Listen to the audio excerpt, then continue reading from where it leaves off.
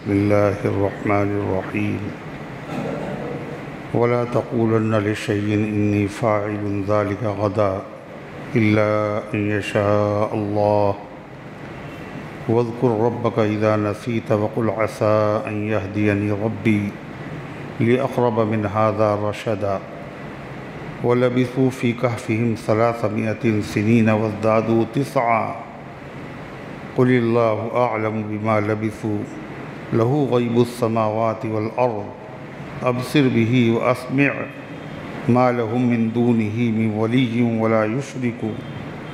ولا يشرك في حكمه أحدا واتل ما أوحي إليك من كتاب ربك لا مبدل لكلماته ولن تجد من دونه ملتحدا واصبر نفسك مع الذين يدعون ربهم بالغداة والعشي يريدون وجهه ولا تعد عيناك عنهم تريد زينة الحياة الدنيا ولا تطع من أغفلنا قلبه عن ذكرنا واتبع هواه وكان أمره فرطا وقل الحق من ربكم فمن شاء فليؤمن ومن شاء فليكفر إنا أعتدنا للظالمين نارا أحاط بهم سرادقها وإن يستغيثوا يغاثوا بماء كالمهل يشفي الوجوه بئس الشراب وساءت مرتفقا إن الذين آمنوا وعملوا الصالحات إنا لا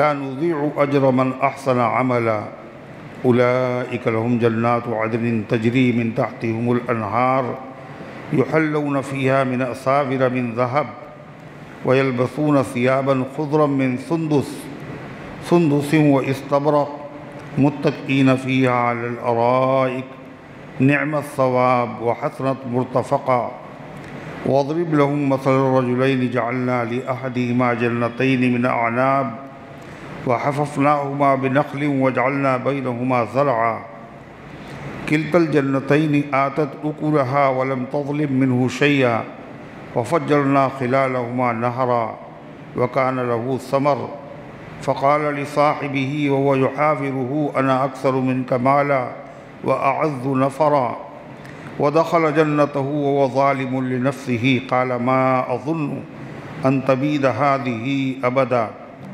وما أظن الساعة قائمة ولئن رددت إلى ربي لأجدن خيرا منها منقلبا قال له صاحبه ويحاوره أكفرت بالذي خلقك من تراب ثم من نطفة ثم سواك رجلا لكن هو الله ربي لا أشرك به أحدا ولولا إذ دخلت جنتك قلت ما شاء الله لا قوة إلا بالله إن ترني أنا أقل منك مالا وولدا فعسى ربي أن يؤتيني خيرا من جنتك ويرسل عليها حسبانا من السماء فتصبح صعيدا زلقا أو يصبح ماؤها غورا فلن تستطيع له طلبا وأحيط بثمره فأصبح يقلب كفيه على ما أنفق فيها وهي خاوية على عروشها ويقول يا ليتني لم أشرك بربي أحدا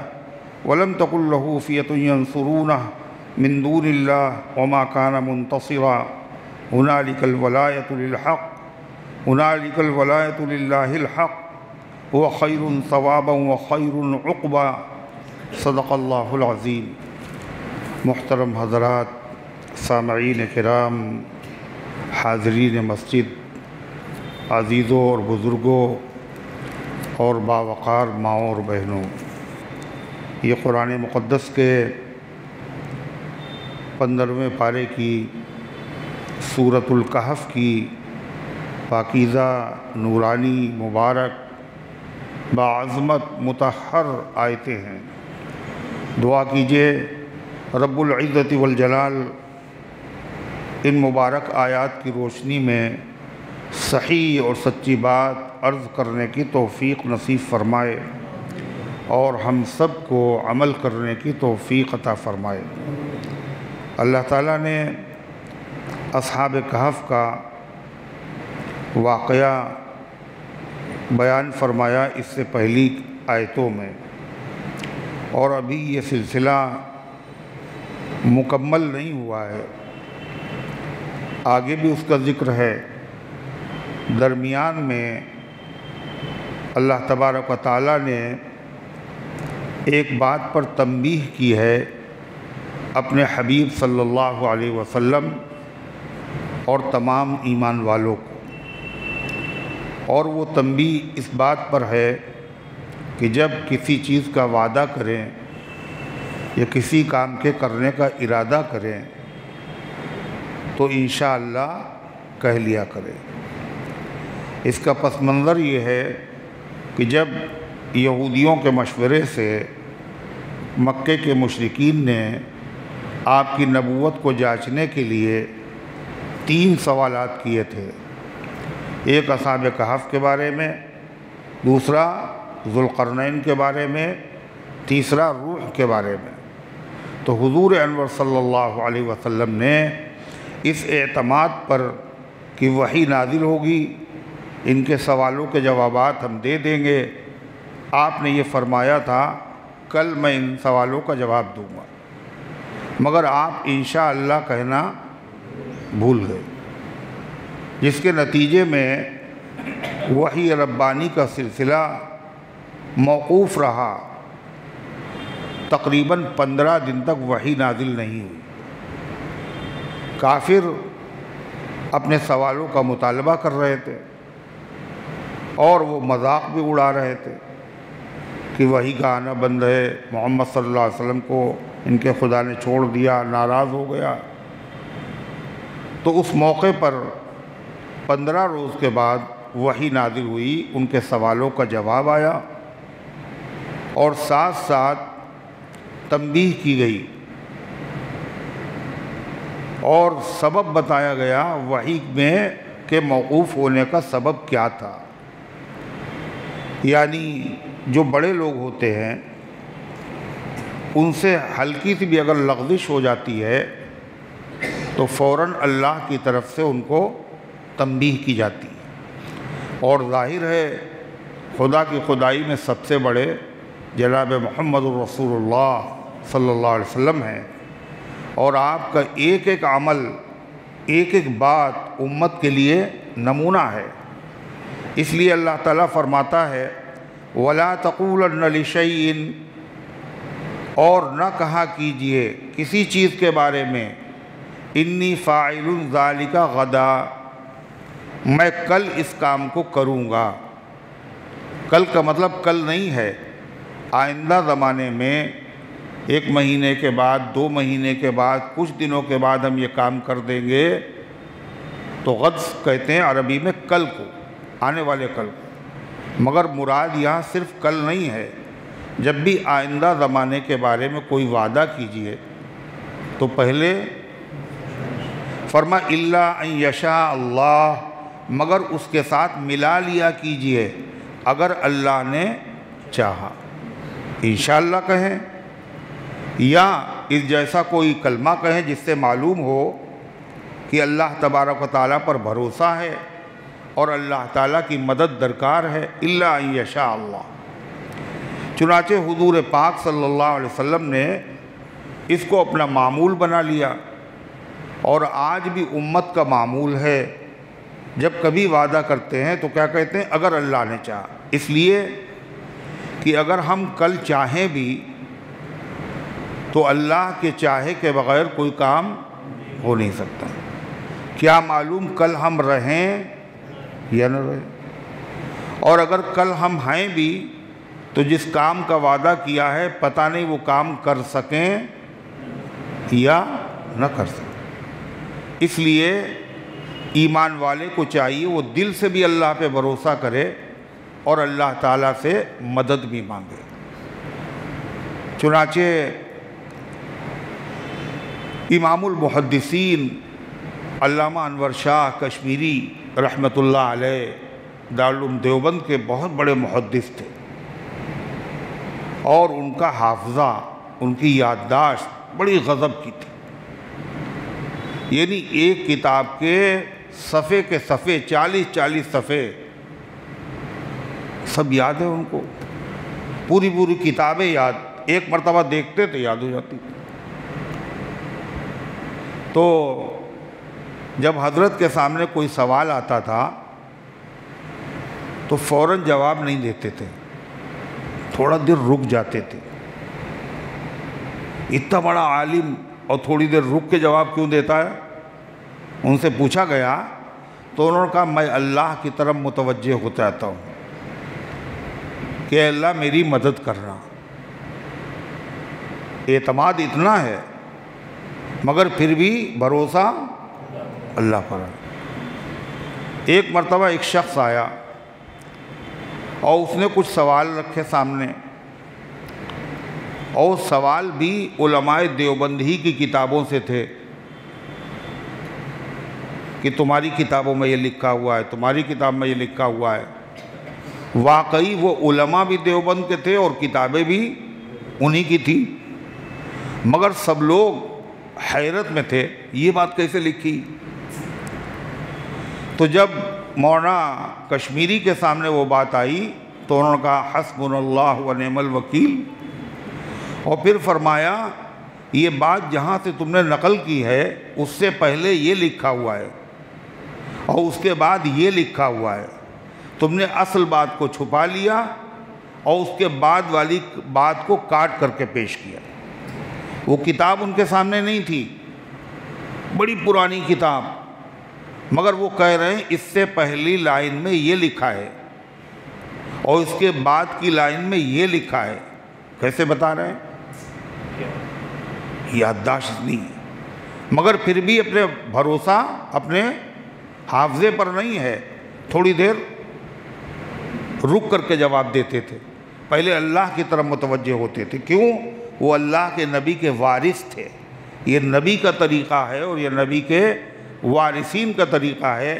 اللہ فرماتا، ایک روایت میں آتا ہے ایک مرتبہ ایک شخص نے کہا انشاءاللہ وَإِن شِئْتَ، اللہ کے نبی کل ہم یہ کام کریں گے اگر اللہ نے چاہا اور آپ نے چاہا۔ تو آپ نے فوراً اس کو ٹوکا اور منع کیا، آپ نے فرمایا قل انشاءاللہ فقط، صرف یہ کہو اگر اللہ نے چاہا۔ لیکن نبی چاہے اور اللہ نہ چاہے تو وہ کام ہوتا نہیں ہے، اور اللہ چاہے اور نبی نہ چاہے تو وہ کام ہو جاتا ہے۔ اور قدم قدم کے اوپر ایسے واقعات سامنے آتے ہیں۔ حضور انور صلی اللہ علیہ وسلم کے بچپن کے زمانے میں بچوں کا انتقال ہوا، قاسم، ابراہیم، عبداللہ۔ کون چاہتا ہے اس کے بچوں کا انتقال ہو جائے؟ نبی بھی انسان ہے، کوئی نہیں چاہتا۔ اللہ کی مرضی ہے، چلی کس کی مرضی؟ اللہ کی۔ حضور بھی یہاں کیا چاہتے تھے اس واقعے میں؟ کہ وحی نازل ہو جائے اور ہم ان کافروں کے سوالوں کے جواب دے دیں، مگر چاہنے کے باوجود وحی نازل نہیں ہوئی۔ نازل کب ہوئی؟ جب اللہ نے چاہا۔ حضور پاک صلی اللہ علیہ وسلم اتنے بڑے ہیں، سب سے بڑے ہیں۔ اللہ عقیدے کی بھی اصلاح کر رہا ہے امت کی، کہیں امت بدعقیدگی میں مبتلا نہ ہو جائے کہ اللہ تعالیٰ نے نبی کو مکمل پاور دے دیا ہے، نبی جو چاہیں وہ کر سکتے ہیں، ایسا نہیں۔ آپ نے دعائیں کی، ایمان لانے کے لیے تبلیغ کی، مگر چاہتے تھے ایمان لے آئیں، مگر وہ ایمان نہیں لائے۔ حضرت ابو طالب کا واقعہ اس کی بہت بڑی دلیل ہے۔ آپ کے چچا بھی ہیں، شفیق بھی ہیں، محبت بھی کرتے ہیں، اور انہوں نے آپ کا قدم قدم پہ ساتھ بھی دیا ہے، اور نبی چاہتے ہیں کہ کان ہی میں کلمہ پڑھ لیں، مگر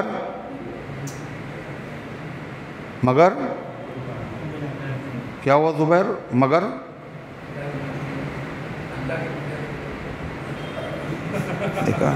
دیکھا نہیں سمجھے؟ مگر انہوں نے کلمہ اور نبی چاہتے تھے۔ تو اللہ تعالیٰ نے فرمایا وَلَا تَقُولَنَّ لِشَيْءٍ إِنِّي فَاعِلٌ ذَلِكَ غَدًا إِلَّا أَن يَشَاءَ اللَّهُ، اور نہ کہنا کسی کام کو کہ میں یہ کروں گا کل مگر یہ کہ اللہ چاہے۔ بہت سے لوگ کہتے تو ہیں انشاءاللہ، مگر کب کہتے ہیں؟ جب کام بگڑ جاتا ہے۔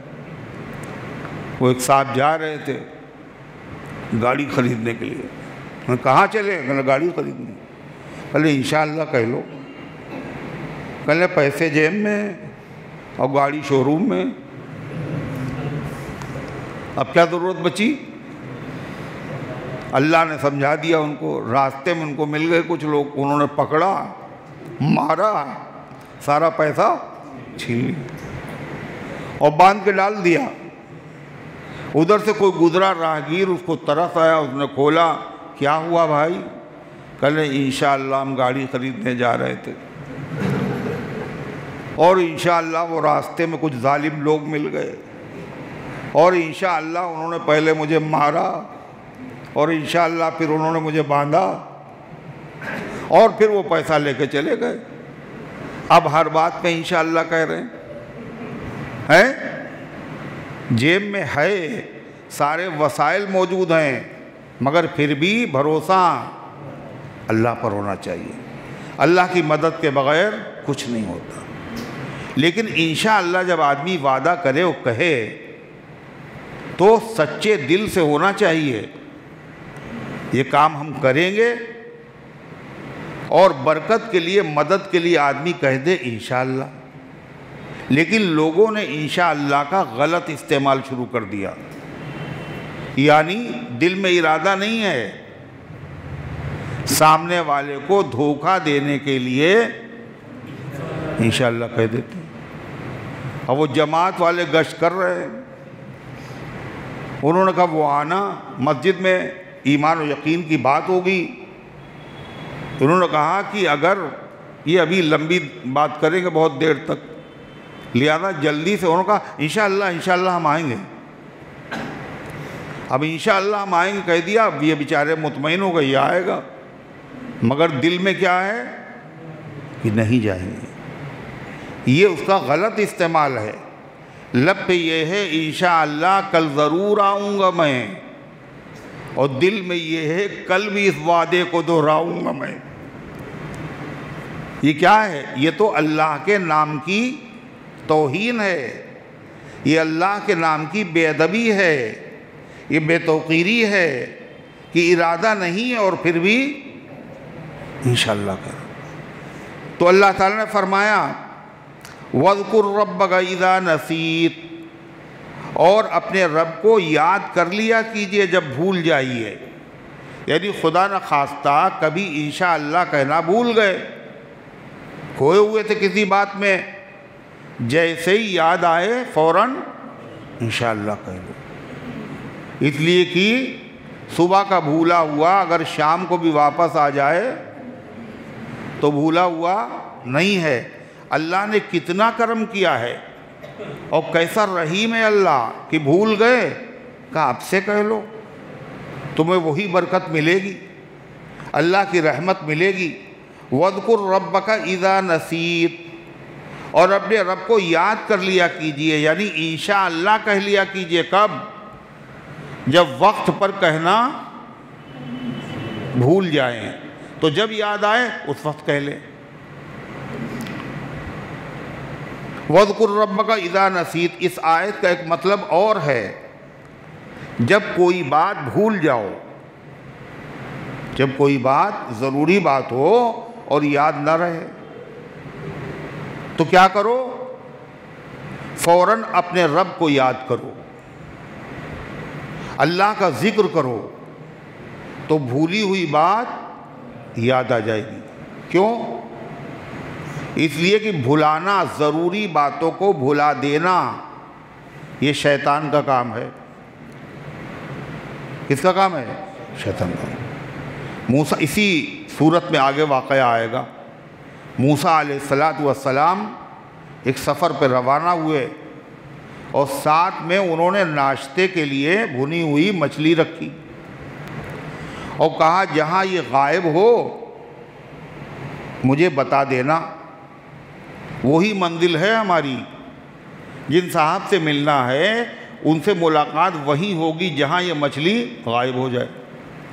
اب آرام کرنے کے لیے موسیٰ علیہ السلام لیٹے اور وہ مچھلی زندہ ہوئی اور زندہ ہو کر اچھل کر کے دریا میں گئی اور سرنگ بناتی ہوئی چلی گئی، یعنی پانی رکا ہے اس کے پیچھے اور مچھلی آگے چلتی چلی جا رہی۔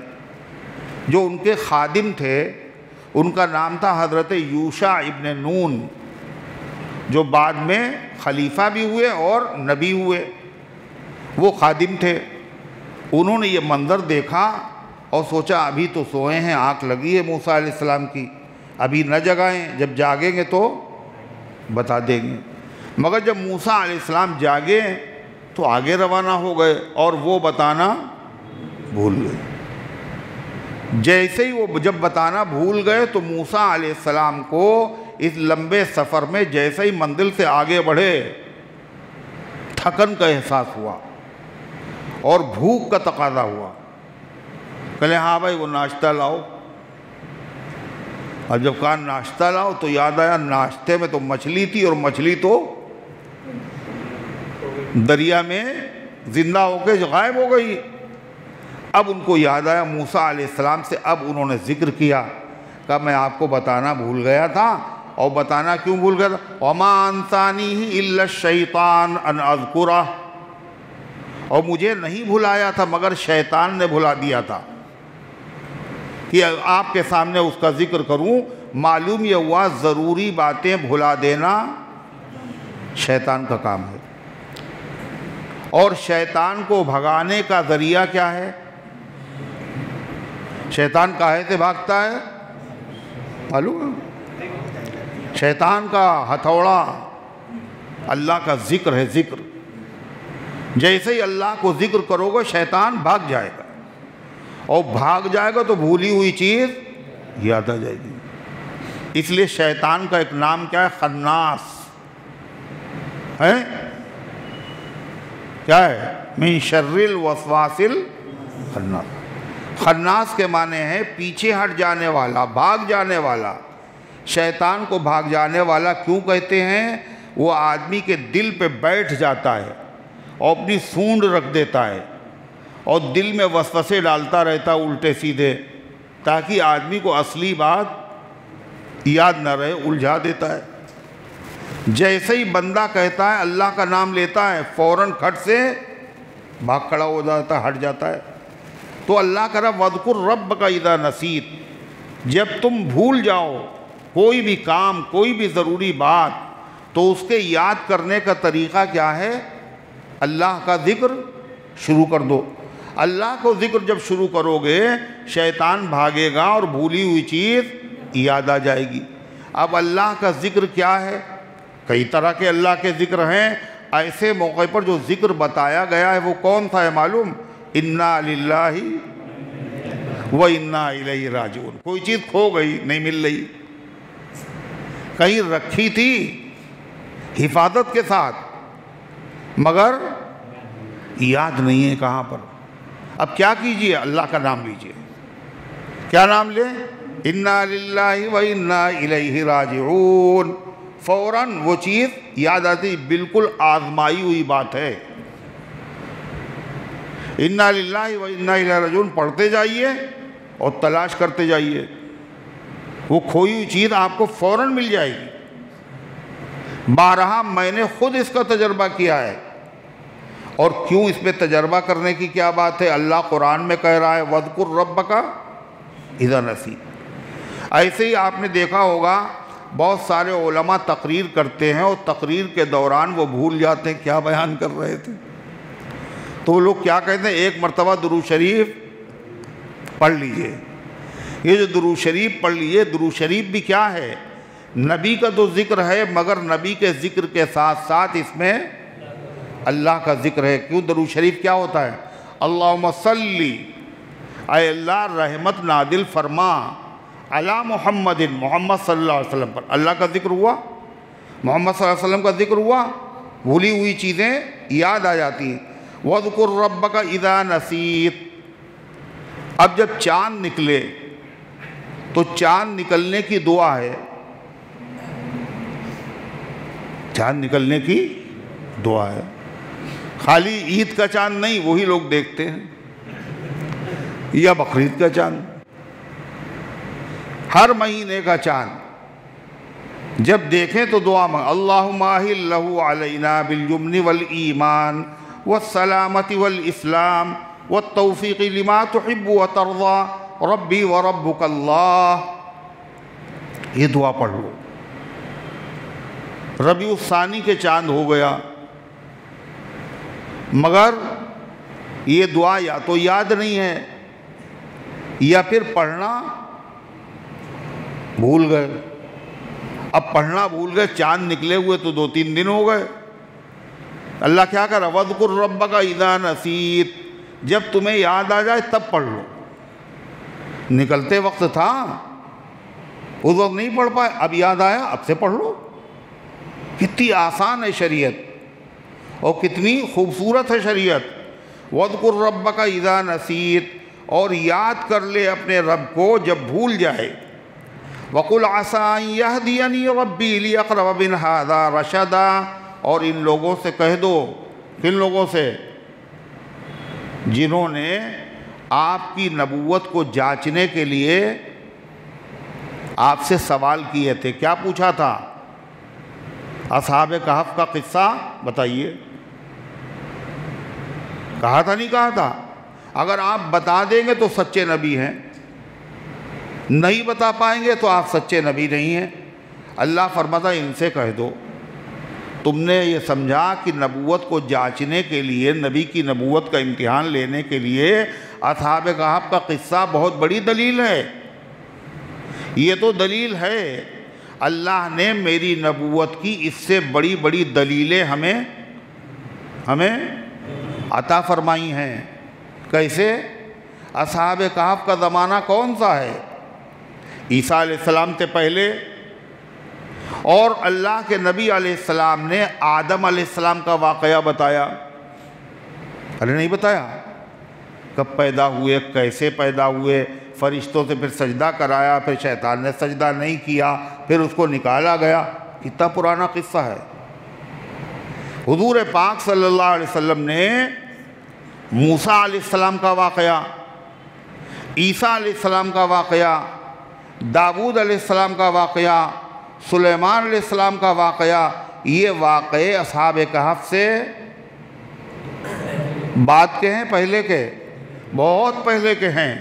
اور ایسے آپ نے وہ واقعے بیان کیے ہیں جیسا لگتا ہے کہ آپ کے سامنے خود وہ واقعہ پیش آیا، آپ جیسے کھڑے ہوئے دیکھ رہے ہیں۔ اتنا پرانا واقعہ یہ ہو ہی نہیں سکتا جب تک کہ اللہ نے آپ کو بتایا نہ ہو، اور اللہ جس کو بتاتا ہے وہ کون ہوتا ہے؟ اللہ کا نبی ہوتا ہے۔ ارے ہے، اللہ کہہ رہا وقل، ان سے کہہ دو میری نبوت کو جانچنے کے لیے تم نے یہ واقعہ امتحان کے لیے پوچھا ہے، عسیٰ ربی، مجھے امید ہے کہ میرا رب مجھے دکھلا دے گا، لِأَقْرَبَ مِنْ هَٰذَا رَشَدًا، اس سے زیادہ قریب کی دلیل، اس سے زیادہ قریب کی بات جو نبوت کو جانچنے کے لیے اس سے زیادہ اہم ہوگی اور اس سے زیادہ اعلیٰ درجے کی ہوگی۔ چنانچہ اللہ نے وہ علوم عطا فرمائے۔ سب سے بڑی دلیل کیا دی اللہ نے نبوت کی؟ سب سے بڑی دلیل قرآن پاک دیا ہے۔ آپ قرآن پاک نبوت کی سب سے بڑی دلیل ہے۔ اس کی ہر آیت کیا ہے؟ نبوت کی دلیل ہے۔ اور قرآن میں کتنی آیتیں ہیں؟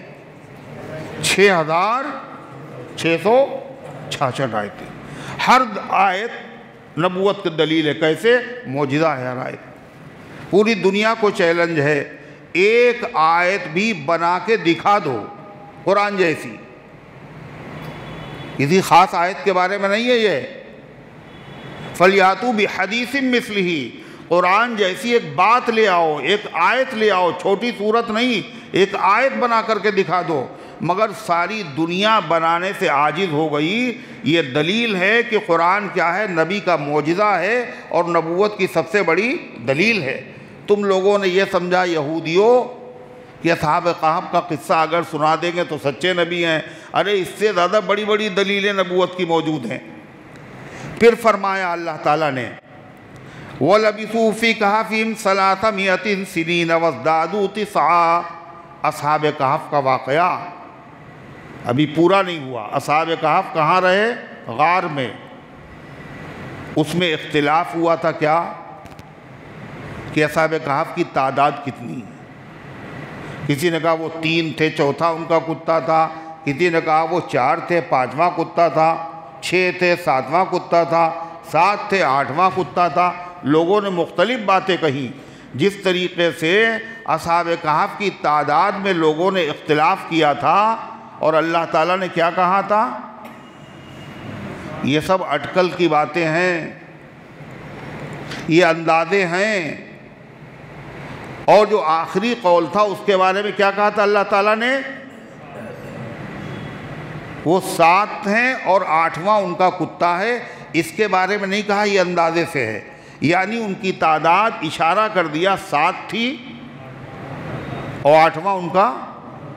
اللہ فرمان جیسے ان کی تعداد میں اختلاف تھا، ایسے ہی اصحاب کہف کے غار میں رہنے کی مدت کے بارے میں بھی اختلاف ہوا۔ کوئی کہتا 2.5 سال رہے، کوئی کہتا تھا 3 سال رہے، کوئی کہتا تھا 4 سال رہے۔ اس میں بھی اختلاف ہوا۔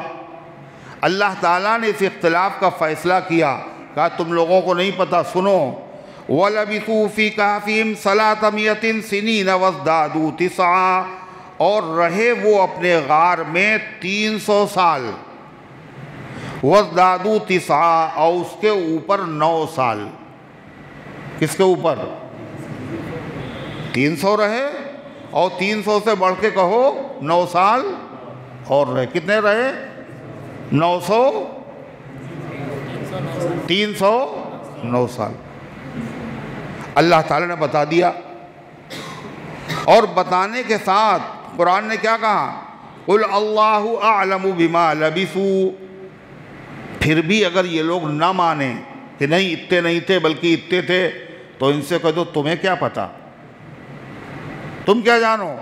اللہ اعلم بما لبثوا، اللہ ہی بہتر جانتا ہے جتنی مدت وہ رہے، اللہ سے بہتر کوئی نہیں جانتا۔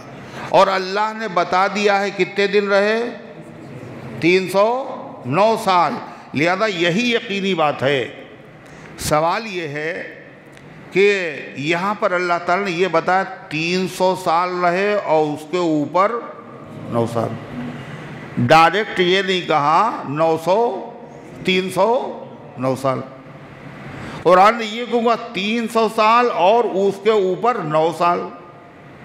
کہتے ہیں اس میں حکمت ہے۔ کیا حکمت ہے؟ جو لوگ عیسائی تھے اور یہودی، ان لوگوں کا حساب جو تھا وہ سورج کے اعتبار سے تھا، اور مسلمان جو حساب کرتے تھے اپنے دینی دنیاوی معاملات کا چاند کے اعتبار سے۔ تو ان کے اعتبار سے، سورج کے اعتبار سے، شمسی اعتبار سے پورے ان کے رہنے کی مدت 300 سال تھی۔ کتنی؟ 300 سال۔ اور چاند کے اعتبار سے اگر جوڑا جائے تو 309 سال ہوتی ہے۔ کیوں؟ اس لیے کہ ہر 100 سال کے اوپر 3 سال بڑھ جائیں گے۔ ہر 100 سال جب ہوں گے تو 3 سال بڑھ جائیں گے، اور کتنے 300 میں کتنے بڑھ جائیں گے؟ 9۔ اس لیے فرمایا وہ لوگ رہیں اپنے غار میں 300 سال اور اس کے اوپر 9 سال، اور پھر بھی اگر یہ ظالم نہ مانیں، اختلاف کریں، تو آپ ان سے کہہ دیجئے تم زیادہ جانتے ہو یا اللہ جانتا ہے۔ ہر چیز کی حقیقت کو اللہ ہی جانتا۔ قل اللہ اعلم، آپ کہہ دیجئے اللہ بہتر جانتا ہے جتنی مدت وہ رہے۔ اور صرف یہی نہیں، اصحاب کہف کتنے دن رہے اللہ یہ جانتا ہے، بلکہ آسمان و زمین کی جتنی بھی غائب چیزیں ہیں جن کو کوئی نہیں جانتا ان کو کون جانتا ہے؟ اللہ جانتا ہے۔ لہو غیب السماوات والارض، اسی کے پاس ہے آسمان و زمین کا غیب، ہر غیب بات جو لوگ نہیں جانتے ہیں وہ اللہ جانتا ہے۔ اسی طریقے سے اللہ اصحاب کہف کے رہنے کی صحیح مدت بھی جانتا ہے۔ ابصر بہ واسمع، اللہ بہت دیکھنے والا ہے، اس سے زیادہ دیکھنے والا کوئی نہیں۔ اسمع، اور بہت سننے والا ہے، اس سے زیادہ سننے والا کوئی نہیں۔ کالی رات میں کالے پتھر پر کالی رنگ کی چیوٹی، اس کے چلنے کو دیکھتا بھی ہے اور اس کے چلنے کی آواز کو سنتا بھی ہے۔ کوئی سن پائے گا؟ وہ خوب دیکھنے والا ہے، اور خوب دیکھنے والا اور خوب سننے والا ہے۔ فرمایا جیسے اللہ کے علم سے کوئی چیز باہر نہیں، ایسے ہی اللہ کے اختیار اور قدرت سے بھی کوئی چیز باہر نہیں۔ فرمایا ما لہم من دونہ من ولی، آسمان و زمین کے جتنے لوگ ہیں ان کا کوئی بھی کام بنانے والا اللہ کے علاوہ نہیں ہے۔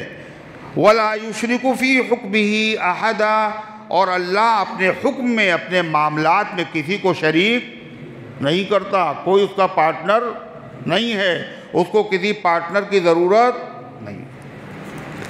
پھر اللہ تعالیٰ نے فرمایا اصحاب کہف کا واقعہ مکمل ہو گیا۔ اللہ تعالیٰ فرماتا ہے اپنے نبی سے وَاتْلُ مَا أُوحِيَ إِلَيْكَ مِنْ كِتَابِ رَبِّكَ، آپ اپنے رب کی وہ کتاب جو وحی کے ذریعے سے آپ پر بھیجی گئی ہے، آپ اس کی تلاوت کرتے رہیے، لوگوں کو پڑھ کر سناتے رہیے، کوئی مانے یا نہ مانے اس کی پرواہ نہ کیجیے۔ آپ کا فریضہ ہے قرآن کی آیتیں پڑھ کر، یہ دیکھیے ایسے بیٹھیں گے سوئیں گے، ایسے بیٹھے اور سو رہے ہیں۔ نبی سے اللہ کہہ رہا ہے کہ جو کتاب آپ پر نازل ہوئی ہے اس کی تلاوت کیجئے۔ نبی کو تلاوت کی ضرورت ہے، ہم لوگوں کو ضرورت نہیں ہے۔ تلاوت کیجئے جس کتاب کی آپ پر وحی بھیجی گئی آپ کے پروردگار کی طرف سے۔ حضور پاک صلی اللہ علیہ وسلم سوچتے تھے یہ ظالم مان نہیں رہے ہیں، اور بڑے بڑے جو کافر ہیں، چودھری ہیں، رئیس ہیں، یہ سب مخالفت کر رہے ہیں دین کی۔ دین پھیلے گا کیسے، اور دین ترقی کیسے کرے گا، اور دین غالب کیسے آئے گا؟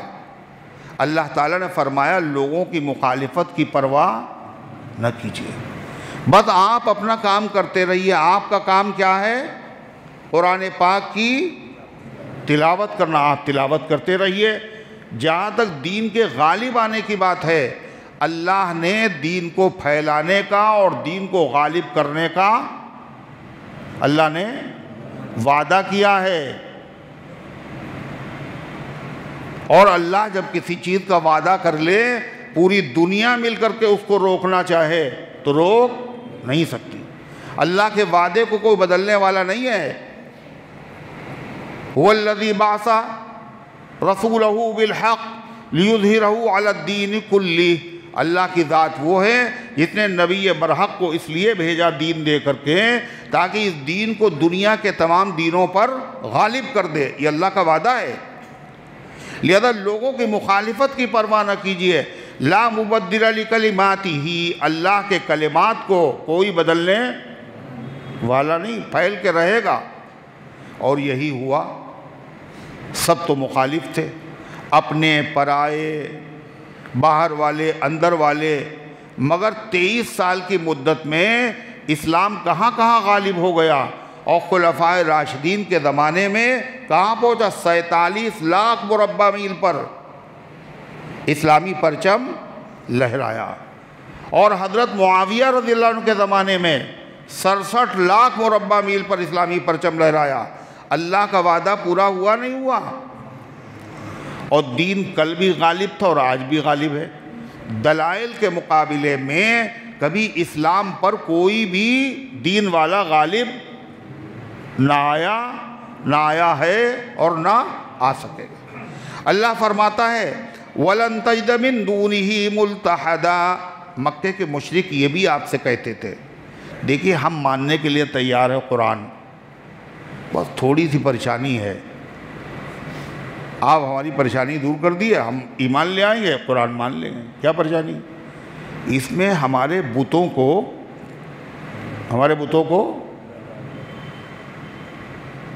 برا کہا گیا، کمزوری ان کی بتائی گئی ہے، یہ کچھ نہیں کر سکتے۔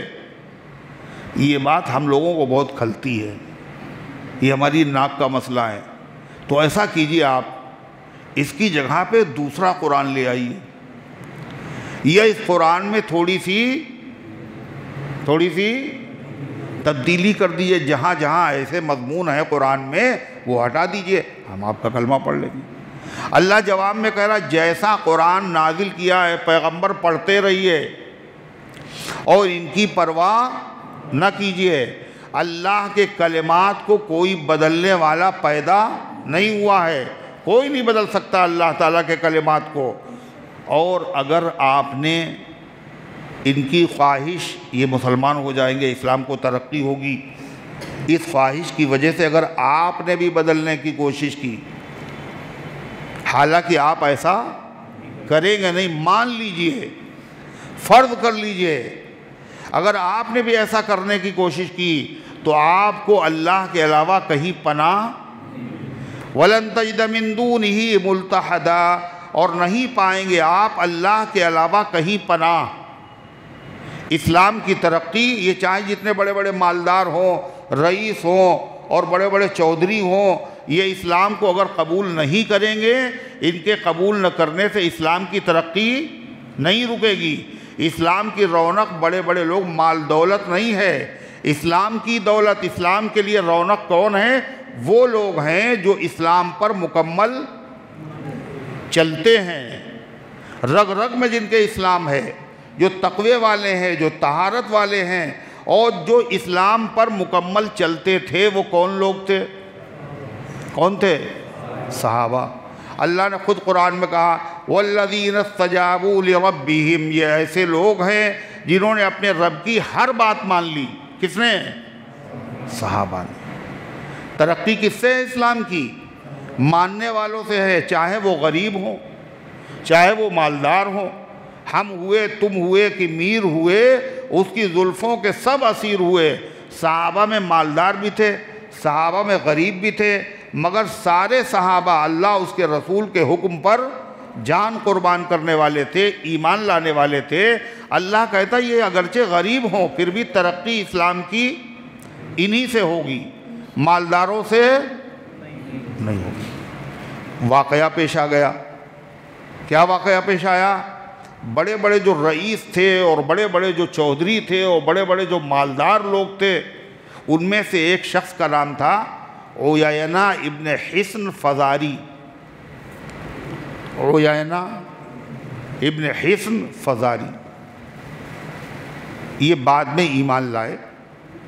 تو یہ ایک دن آئے یہ حضور پاک صلی اللہ علیہ وسلم کی مبارک مجلس میں، تو وہاں دیکھا کون بیٹھا؟ حضرت سلمان۔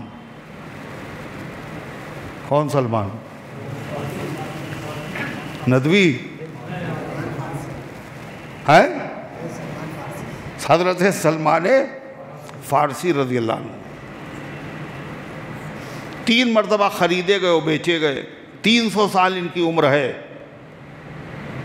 یہ ایران سے آئے تھے، غلامی کی زندگی گزاری، غربت کا عالم ہے، بیٹھے ہوئے ہیں، صہیب بیٹھے ہوئے ہیں، بلال بیٹھے ہوئے ہیں، عمار بیٹھے ہوئے ہیں۔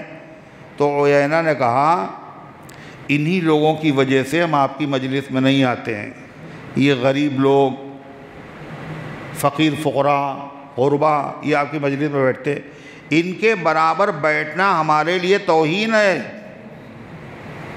ان کو اگر آپ اپنی مجلس سے ہٹا دیجئے تو ہم آپ کی محفل میں اس کی رونق بڑھانے کے لیے ہم حاضر ہیں، تیار ہیں۔ ایک موقع، دوسرا موقع، ایک شخص امیہ ابن خلف، اس نے خود آپ کو مشورہ دیا، یہ غریب غربا آپ کے ساتھ لگے رہتے ہیں، اسی لیے مکے کے لوگ آپ کے دین کی طرف مائل نہیں ہو رہے ہیں۔ ان کو ہٹائیے، مالداروں کو اپنے ساتھ بٹھائیے، دیکھیں کتنی جلدی اسلام ترقی کرتا ہے۔ یہ دیکھیے، یہ بعد نہ آئیں گے، یہ نہیں بعد آئیں گے۔ اللہ رحم کرے ان کے حال پہ، ضدی۔ تو کیا ہوا پھر؟ تو یہ بات امیہ ابن خلف نے کہی اور عیینہ ابن حصن نے کہی۔ قرآن کریم کی آیتیں نازل ہو گئیں۔ کیا نازل ہوئیں؟ وَاصْبِرْ نَفْسَكَ مَعَ الَّذِينَ يَدْعُونَ رَبَّهُمْ بِالْغَدَاةِ وَالْعَشِيِّ۔ اے پیغمبر اپنے آپ کو روکے رکھیے ان لوگوں کے ساتھ جو یاد کرتے ہیں اپنے رب کو صبح اور شام۔ یہ کون لوگ ہیں؟ صحابہ، بلال، عمار، یاسر۔ صبح شام کا مطلب صبح سے اللہ کے حکموں پہ عمل کرنا شروع کرتے ہیں اور رات تک عمل کرتے ہیں۔ فجر سے شروع کیا اور عشاء تک۔ صبح شام کا مطلب یعنی علی الدوام، ہر وقت اللہ کو یہ یاد کرتے ہیں۔ اور اے پیغمبر پتہ ہے یریدون وجہہ، یہ اللہ کو یاد کیوں کرتے ہیں؟ تاکہ ان کی لڑکیوں کی شادیاں ہو جائیں، تاکہ ان کا کاروبار چمک جائے، یہ کہیں کے گورنر بنا دیے جائیں؟ نہیں، یریدون وجہہ، یہ صرف آپ کی، صرف اپنے مالک کی رضا چاہتے ہیں۔ رضا، کون راضی ہو جائے؟ اللہ راضی ہو جائے، بس ان کا اور کوئی مقصد نہیں ہے۔ اے پیغمبر ان کے ساتھ اپنے آپ کو مقید رکھیے، یعنی مجلس میں آپ ان کے ساتھ رہیے۔ ساتھ رہنے کا مطلب یعنی ہر وقت ساتھ میں رکھیے ان کو۔ ہر وقت ساتھ میں رکھنے کا مطلب نہیں ہے، یعنی پوری توجہ آپ ان کے اوپر خرچ کیجئے۔ یہ آپ کے اپنے ہیں، یہ مخلص ہیں، یہ اللہ والے ہیں، یہ صرف اللہ کی رضا کے طالب ہیں۔ اور جہاں ایسے لوگ ہوتے ہیں، کون لوگ؟ جو مخلص ہوں اور اللہ کے ذکر کرنے والے ہوں، تو اللہ کی مدد ایسے لوگوں کو تلاش کرتی۔ نہیں سمجھے؟ اللہ کی مدد، اللہ کی مدد کو اگر کھینچنا ہے تو ایسے لوگ جہاں ہوں گے، مخلص ہوں، اللہ والے ہوں، اللہ کو یاد کرتے ہوں، تو کیا ہوتا ہے؟ وہاں اللہ کی مدد آتی ہے۔ اور جب اللہ کی مدد آئے گی تو اسلام کو ترقی ملے گی۔ اسلام کی ترقی کا سبب کیا ہے؟ اللہ کو یاد کرنے والے لوگ، مخلص لوگ۔ حضرت مولانا عبد الماجد دریابادی رحمۃ اللہ علیہ بہت بڑے عالم گزرے ہیں، تفسیر بھی لکھی انہوں نے۔ حضرت تھانوی رحمۃ اللہ علیہ سے بیعت بھی ہوئے، تو انہوں نے ایک مرتبہ لکھا حضرت تھانوی کے پاس خط کہ یہاں لکھنؤ میں ایک مولانا عبد الشکور صاحب ہیں اور وہ شیعوں کو کافر بناتے ہیں۔ تو حضرت تھانوی رحمۃ اللہ نے جواب میں لکھا، بناتے نہیں ہیں، بتاتے ہیں۔ کیا جواب دیا؟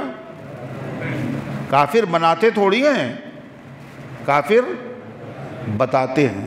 بنانا اور ہے، بتانا اور ہے۔ وہ پہلے سے بنے بنائے ہیں تو بتا دیا بھائی یہ ہے، یہ ہے، یہ۔ تو فرمایا، دوسرا انہوں نے سوال کر دیا کہ کسی مسلمان کو اگر کافر کہا جائے، ہے مسلمان اور کہہ دیا کافر، یہ تو بہت بڑا گناہ ہے۔ کتنا بڑا گناہ ہے؟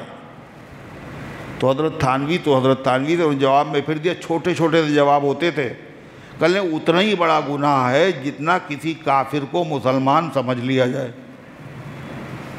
سمجھ رہے ہیں؟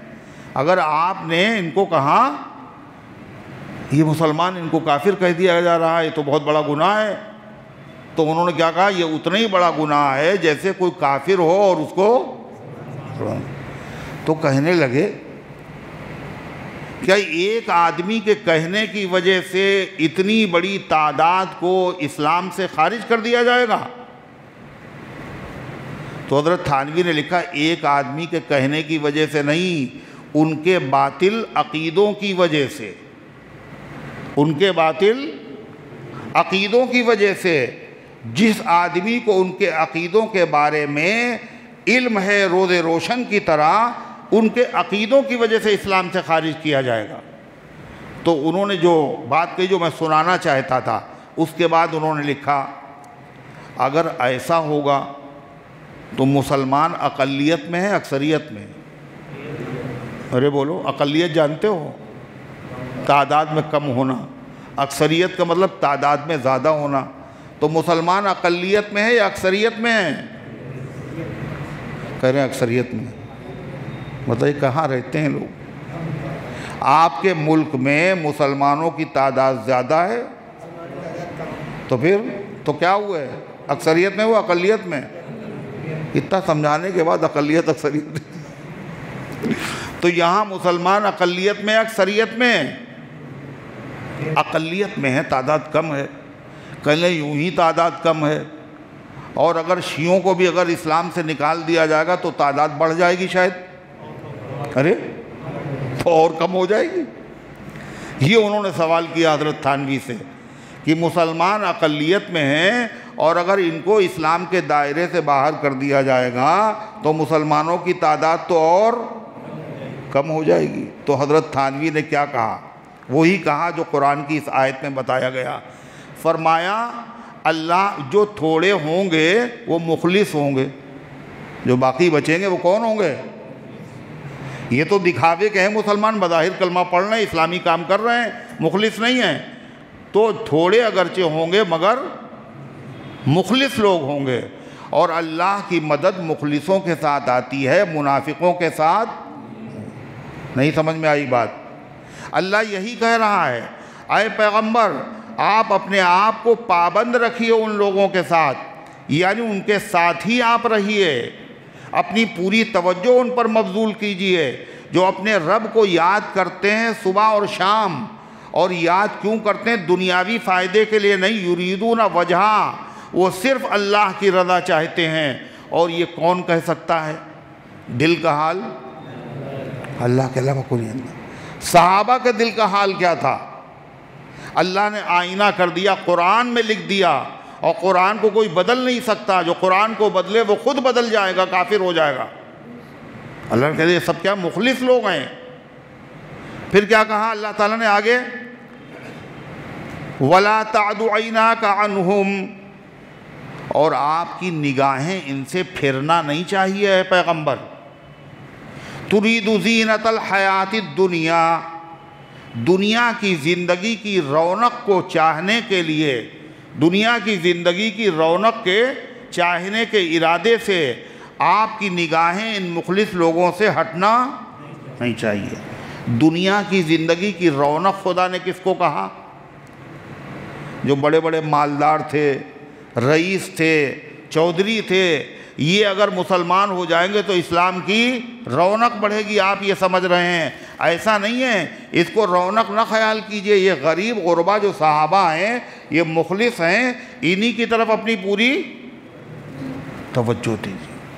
اللہ کے نبی پر جب یہ آیت نازل ہوئی تو مسجد میں آپ آئے پلٹ کر کے، اور دیکھا وہاں بیٹھے ہوئے ہیں وہی مخلص صحابہ، غریب صحابہ، بلال، عمار یا عمار ابن یاسر، حضرت سلمان فارسی، صہیب رومی۔ آپ نے کہا اللہ کا بڑا شکر ہے جس نے میری امت میں ایسے لوگ پیدا کیے جن کے ساتھ بیٹھنے کا میرے مالک نے خود مجھے حکم دیا ہے۔ ایسے لوگ میری امت میں، نبی سے کہا جا رہا ان کے پاس بیٹھیے۔ اچھا اس میں حرج کیا تھا؟ وہ لوگ کہہ رہے تھے ان کو الگ پڑھا دیجئے اور ہم لوگوں کو الگ پڑھا، وہ بھی مسلمان ہو جاتے۔ کہتے حرج تھا بہت بڑا، کیا؟ اگر ان کو اس مجلس سے ہٹا دیا جاتا تو ان لوگوں کے دل بڑھتے، ٹوٹ جاتے۔ ان لوگوں کے دل ٹوٹ جائیں، اللہ کو یہ گوارا نہیں ہے۔ اور غلط پیغام بھی جاتا نبی کے بارے میں۔ لکھنے والے لکھتے نبی مالداروں کو قریب کرتے تھے اور غریبوں سے نہیں ملتے تھے۔ جو مولوی غریبوں سے نہ ملے، خالی مالداروں سے ملے، لوگ اس کو بڑی عزت کی نگاہ سے دیکھتے ہیں نا، عزت کی نگاہ سے دیکھتے ہیں. ارے صاحب یہ تو بڑے لوگوں کہتے ہیں. اللہ کے نبی کے عمل سے کہیں ظاہر ہی نہیں ہوتا. غریبوں کے ساتھ، مالدار صحابہ کے ساتھ، سب کے ساتھ آپ ایک جیسا معاملہ فرماتے تھے. اللہ تعالیٰ فرماتا ہے، آگے سنیے، وَلَا تُطِعْ مَنْ أَغْفَلْنَا قَلْبَهُ عَنْ ذِكْرِنَا، اور اے پیغمبر اس شخص کا کہنا نہ مانیے جس کے دل کو ہم نے اپنی یاد سے غافل کر دیا ہے. وہی آپ کو یہ مشورہ دے رہا ہے کہ ان کو اپنی مجلس سے ہٹا دیجئے اور ہم جیسے لوگوں کو بٹھا لیجئے. آپ اس کا کہنا نہ مانیے. وَاتَّبَعَ هَوَاهُ، وہ اپنی خواہشوں کی پیروی کر رہا ہے. وَكَانَ أَمْرُهُ فُرُطًا، اور اس کا معاملہ حد سے آگے بڑھ چکا ہے. وہ ہمارے اولیاء اور ہمارے خاص بندوں پر اعتراض کر رہا ہے، ان کی تحقیر اور تذلیل و توہین کر رہا ہے. پھر اللہ تعالیٰ نے کیا فرمایا؟ اے پیغمبر صاف صاف اعلان کر دیجئے، کوئی اندھیرے میں نہ رہے. صحابہ کے مقام سے لوگ واقف ہو جائیں. کیا کہا خدا نے؟ وَقُلِ الْحَقُّ مِن رَبِّكُمْ، آپ کہہ دیے دین حق تمہارے رب کی طرف سے آ چکا ہے. قرآن نازل ہو چکا، سچا دین آ چکا. جو مانے تو فائدہ اسی کا ہے، جو نہیں مانے گا نقصان اسی کا ہے. نبی کا تمہارے ماننے سے فائدہ بھی نہیں ہے اور تمہارے نہ ماننے سے نقصان بھی نہیں ہے. تمہارے ماننے سے اسلام کی رونق بھی نہیں ہے اور تمہارے نہ ماننے سے اسلام کا نقصان بھی نہیں ہے. کہہ دیجئے صاف صاف کیا؟ فَمَنْ شَاءَ فَلْيُؤْمِنْ، جس کا جی چاہے وہ ایمان لائے. غریبوں کے ساتھ بیٹھنا ہو تو آ کے بیٹھے. اگر کوئی آدمی جائے عمرہ کرنے اور وہ کیا کہے، ہم نے تو کبھی اپنی شیروانی اتاری نہیں ہے، تو ہم احرام کیسے باندھ لیں؟ احرام میں ایک چادر باندھی جاتی ہے، ایک اوڑھی جاتی ہے.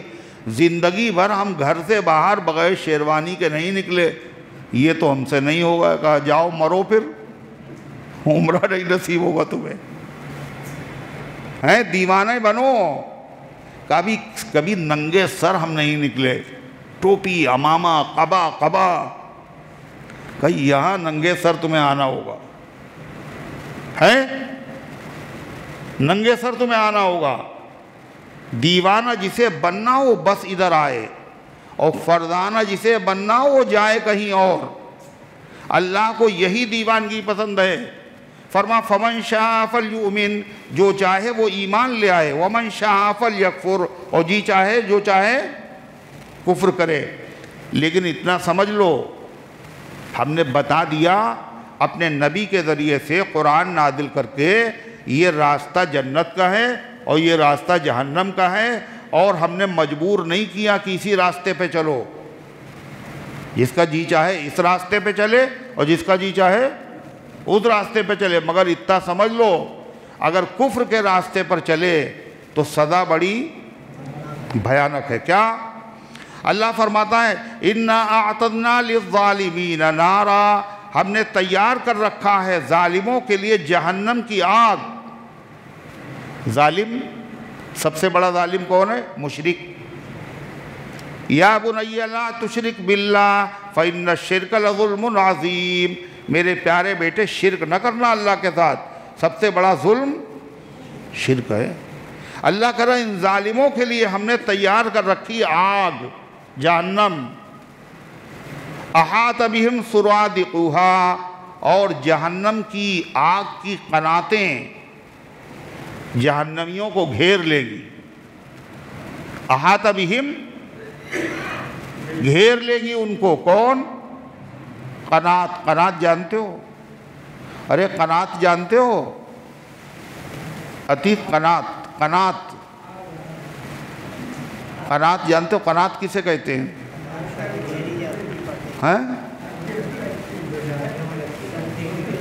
شادیوں میں لگتی ہے، جو پردے کے لیے لگایا، ایک شامیانہ اور چاروں طرف قنات. تو اللہ کہہ رہا ان ظالموں کے لیے جو قناتیں ہوں گی، انہوں نے گھیر رکھا ہوگا ان کو، وہ آگ کی ہوں گی، آگ کی۔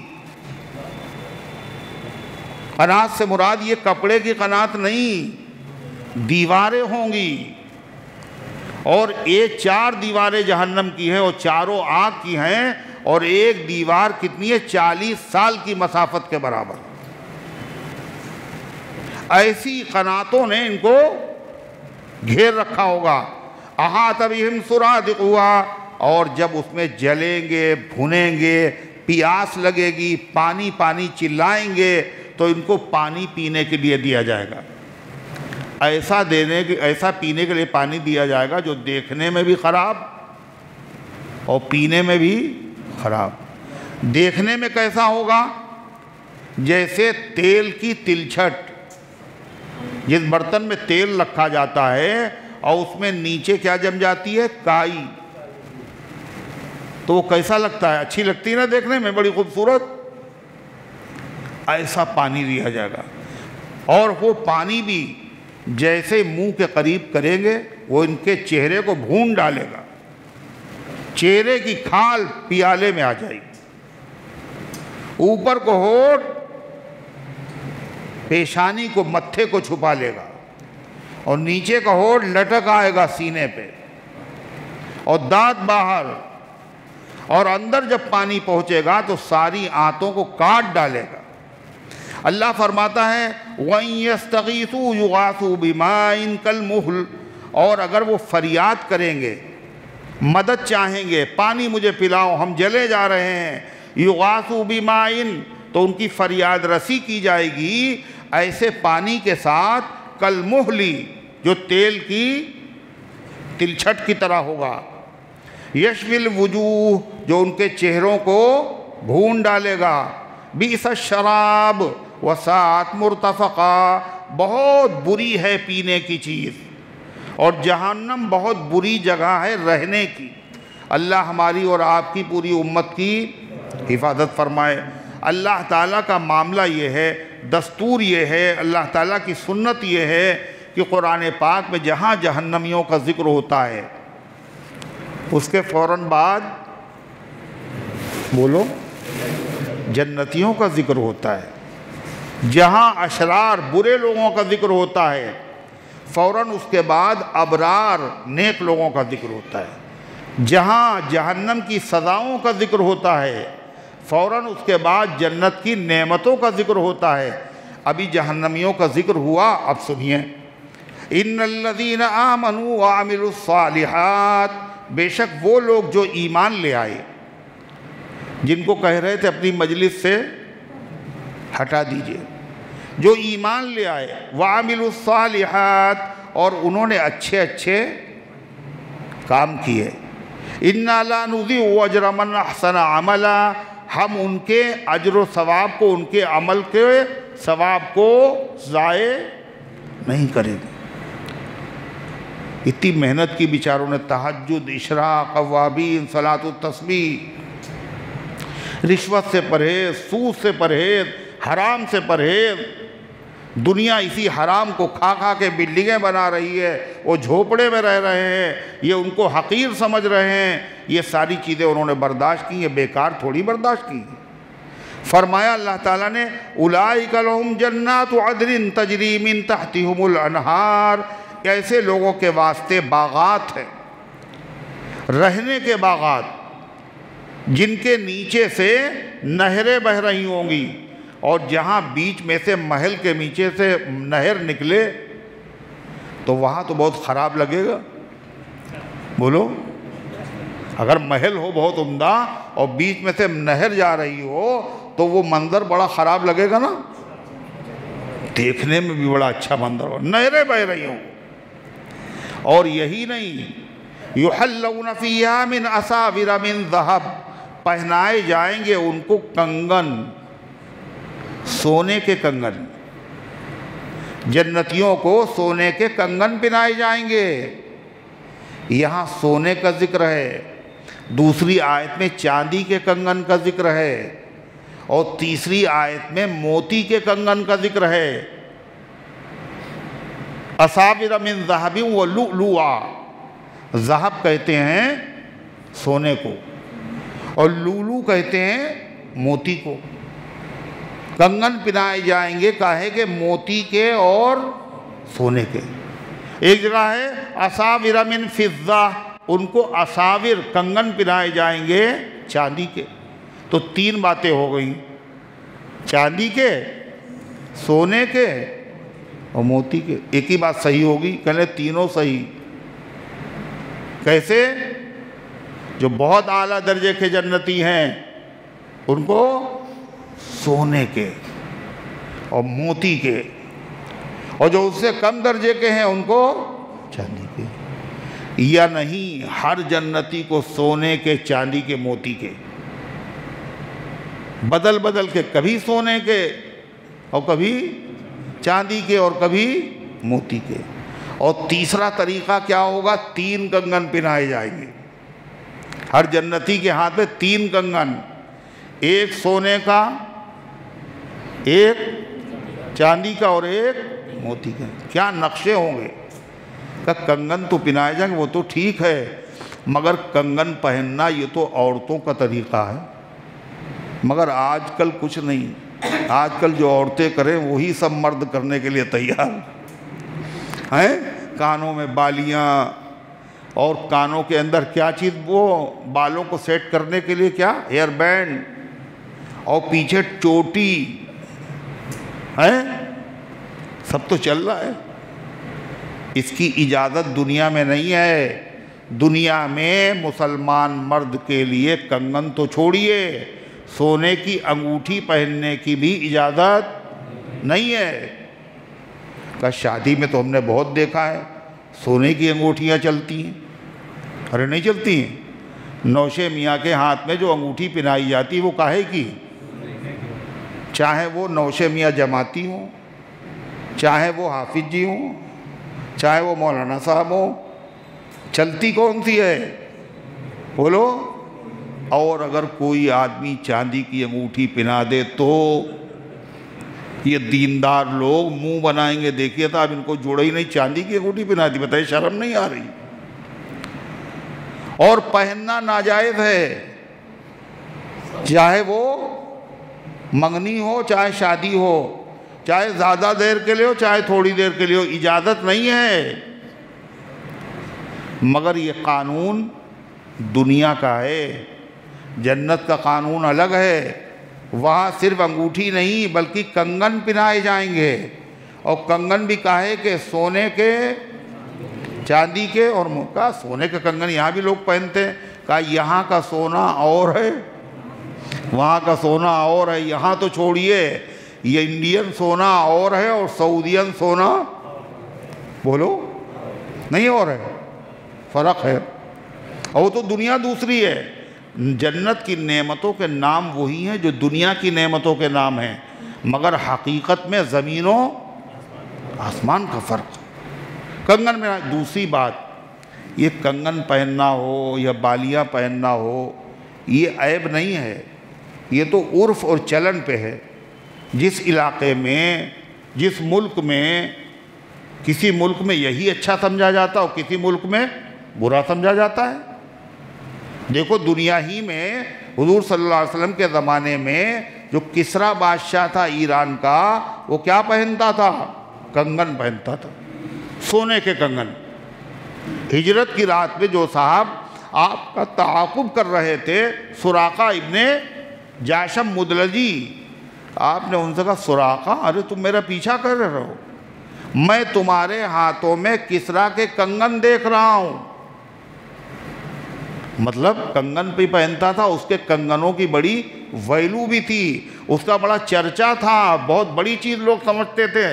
तो उनको बड़ी हैरत, किसरा के कंगन? अल्लाह के नबी ने फरमा दिया जो फरमा दिया है। बरसों फ़लासफ़ी की चुनाव चुनी रही, लेकिन नबी की बात जहाँ थी वहीं रही, फ़र्क उसमें कुछ नहीं आया। हुजूर का ज़माना गुज़र गया, सिद्दीक़ अकबर का ज़माना गुज़र गया, फ़ारूक आज़म के ज़माने में ईरान फ़तेह हुआ, माल गनीमत रखा हुआ है। हज़रत उमर करे कंगन निकालो, ढूंढो कहाँ है कंगन किसरा के। اب صاحب کنگن نکلے، کہنے سراقہ کو بلاؤ۔ سراقہ بلائے گئے، حضرت عمر نے سراقہ کے ہاتھوں میں وہ کنگن خود پہنائے اور کہا الحمدللہ الذی، اس اللہ تعالیٰ کے لیے تمام تعریف ہیں جس نے کسریٰ جیسے ظالم کے ہاتھ سے ان کو چھین لیا اور سراقہ جیسے ایک بدو عرب کے دیہاتی کے ہاتھ میں ان کو پہنا دیا۔ اور پھر کہنے لگے سراقہ بس اب اتنی دیر پہننا تمہارے لیے ٹھیک تھا، حضور نے بات کہی تھی پوری ہو گئی، اب باقی تمہارے لیے بھی سونا ویسے ہی حرام ہے جیسے سب کے لیے۔ دیکھا آپ نے؟ تو اللہ فرماتا ہے کہ یحلون فیہا من اساور من ذہب، پہنائے جائیں گے وہاں سونے کے کنگن۔ اور ایک بات اور ہے، کوئی چیز ایک ملک میں ایک شہر میں کبھی اچھی سمجھی جاتی ہے اور زمانہ بدلتا ہے وہی چیز بیکار ہو جاتی۔ فیشن بدلا تو سارا مال رکھا ہوا بیکار، پورا اسٹاک۔ اس زمانے میں یہ فیشن تھا پھٹی ہوئی جینس پہننا، یہی چل رہا ہے فیشن۔ اب وہ فیشن ختم ہو گیا، فلاپ ہو گیا، اب بیکار ہے۔ تو یہ جو کنگن پہنائے جائیں گے یہ کیا ہے؟ یہ تو جگہ کے اعتبار سے، عرف کے اعتبار سے اور مقام کے اعتبار سے ہوتا ہے۔ جنت کا دنیا دوسری ہے، کہا یہاں نہ پہنو وہاں پہنائے جائیں گے، اور اگر یہاں پہنو گے تو وہاں محروم رکھے جاؤ گے، یہاں منمانی کرو گے تو وہاں محروم رہو گے، اور یہاں خدا کی مانو گے تو وہاں جو تم چاہتے ہو وہ سب وہاں ہوگا۔ فرمایا یلبسون ثیابا خضرا من سندس، اور جنتی لوگ پہنیں گے کیسے؟ سبز یعنی ہرے باریک ریشم کے کپڑے، وہ استبرق اور موٹے ریشم کے کپڑے، باریک ریشم کے کپڑے بھی، اور باریک جو ریشم ہوتا ہے اسے کہتے ہیں سندس، اور جو موٹا ریشم ہوتا ہے اسے کہتے ہیں استبرق۔ تو کیسے دونوں کیسے کا دونوں پہنیں گے وہ؟ اس لیے کہ جب کوٹ اور شیروانیاں سلوائی جاتی ہیں تو ان کا استر الگ ہوتا ہے اور اوپر کا کپڑا الگ ہوتا ہے۔ اوپر والا کپڑا جو ہے بہت بھدا اور بڑا معمولی ہوتا ہے، اور نیچے والا بڑا قیمتی اور بہت خوبصورت ہوتا ہے۔ ہاں، پھر کیا ہوتا ہے؟ کون سا زیادہ خوبصورت ہوتا ہے؟ اوپر والا ہوتا ہے۔ نیچے والے کو کہتے ہیں استر، اوپر والے کو کہتے ہیں ابرا، عربی میں کہتے ہیں زہارہ، اوپر والے کو زہارہ اور نیچے والے کو بتانا۔ تو قرآن کیا بتا رہا ہے؟ بطائنها من استبرق وجن الجنتین دان، جنتیوں کو جو کپڑے ہوں گے ان کا جو استر ہوگا اندر کا کپڑا استبرق، چمکدار موٹے ریشم کا ہوگا، چمکدار بھی ہوگا اور ریشم موٹا والا ہوگا۔ جب استر کا عالم یہ ہے تو سوچئے اوپر والا کپڑا کتنا قیمتی ہوگا۔ اللہ نے کہا استر بتا رہے ہیں تمہیں، اوپر والا نہیں بتا رہے۔ استر جب اتنا اچھا ہے تو پھر اوپر کتنا اچھا ہوگا۔ جب چابیاں قارون کی اتنی ہیں تو خزانے کتنے ہوں گے۔ جب جنت کی چوڑائی آسمان و زمین کے برابر ہے تو لمبائی، یہ قرآن کا بیان ہے اشاروں میں۔ اللہ فرماتا ہے متکئین فیہا علی الارائک، اور بیٹھے ہوں گے جنتی لوگ اس میں تختوں پر۔ اور تخت شاہی پہ کون بیٹھتا ہے؟ غلام بیٹھتے نا۔ کون بیٹھتا ہے؟ بادشاہ، ہر جنتی بادشاہ۔ وَإِذَا رَأَيْتَ ثَمَّ رَأَيْتَ نَعِيمًا وَمُلْكًا كَبِيرًا، اللہ فرماتا ہے جب جنت میں جاؤ گے تو دیکھو گے ایک بہت بڑی سلطنت اور ایک بہت بڑی بادشاہت نظر آئے گی جو بادشاہوں نے خواب میں بھی نہیں دیکھی۔ جب ادنا درجے کا جنتی، جہنم سے جو آدمی سب سے آخر میں نکالا جائے گا، جہنم سے جو آدمی سب سے آخر میں نکالا جائے گا، اور جنت میں وہ آدمی سب سے آخر میں داخل کیا جائے گا۔ اللہ اس سے پوچھے گا بتاؤ کتنی بڑی جنت چاہیے، کتنی بڑی جنت دیں تمہیں؟ تو کہے گا اللہ جتنی بڑی دنیا ہے اتنی بڑی چلے گی، جتنی بڑی دنیا ہے اتنی بڑی دے دی جائے۔ اللہ کہے گا اس کی 10 گنا بڑی ہم نے تمہیں جنت دی ہے۔ یہ ادنا درجے کے جنتی کا حال ہے، اعلیٰ درجے کے جنتیوں کا حال اور مقام کیا ہوگا؟ ہر جنتی کو 1000 خادم دیے جائیں گے۔ کتنے؟ 1000۔ اللہ تعالیٰ فرماتا ہے متقین فیہا علی الارائک، ٹیک لگائے ہوئے بیٹھے ہوں گے وہاں تخت پر۔ ٹیک لگانے کی مفسرین نے مختلف تفسیریں کی ہیں۔ ایک تفسیر تو کی ہے لیٹے ہوں گے، ایک تفسیر ہے آلتی پالتی مار کے، چوکڑی مار کے 4 زانو بیٹھے ہوں گے۔ 4 زانو بیٹھنا مطلب پنتھا ویر کے بیٹھنا، یعنی جیسے یہ بیٹھے ہوئے حاجی صاحب، یہ بیٹھے ہوئے ڈاکٹر عبداللہ صاحب، زیادہ تر لوگ ایسے ہی بیٹھے ہوئے، اور یہ بیٹھنا آرام کی نشست ہے۔ تھوڑی دیر تکلیف ہونے لگے تو ایسے بیٹھنے میں زیادہ آرام ملتا ہے، ایسے بیٹھے ہوں گے جنتی۔ تیسری نشست تکیہ لگانے کی یہ ہے، بیٹھے ہوئے اور تکیہ لگا کے یوں کر کے اپنے یوں، یا ایسے کر کے بیٹھ گیا آدمی، یوں کر کے ایسے، کبھی ٹھوڑی کے نیچے ہاتھ رکھ لیا، کرتے ہیں لوگ۔ بہرحال جو بھی اچھا لگے گا ویسا ہوگا تو وہیں جا کے پتہ چلے گا۔